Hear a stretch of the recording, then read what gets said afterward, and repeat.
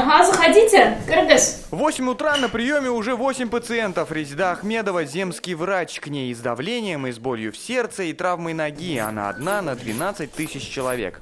10 лет назад окончила Ульяновский госуниверситет. Судьба забросила сначала в Казань, потом предложили работу в Столбище. Так как я проходила ординатуру и в стационаре, и, в общем, так как я являюсь врачом общей практики, то, соответственно, я перешла работать в поликлинику городскую. Соответственно, потом, после уже города, я недавно устроилась сюда. Уж больно привлекательным оказалось предложение Минздрава – 1 000 000 рублей за переезд в село. В любом случае, работая здесь, я уж получаю колоссальный опыт. Как-то мне нравилось помогать людям. Как-то я считаю, что это мое призвание. Для таких, как она, молодых врачей, суммы в 1 000 000. Для фельдшеров 500 000 – настоящая поддержка. По программам они охотно приезжают, потому что они получают 1 000 000, они могут себе купить жилье, тем более в нашем Ладожском районе очень много строится жилья.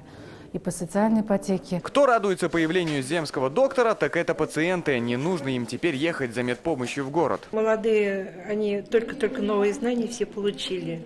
Они более современные познания имеют. Плюс, когда приезжают сюда с опытными врачами, общаются, работают. За 2018 год по программе «Земский доктор» в Татарстане привлечено 88 специалистов. А всего за 6 лет действия программы работу в сельской местности нашли больше 500 специалистов. Ленар Геннатурин, Вадим Илларионов, ТНВ, Лаишевский район.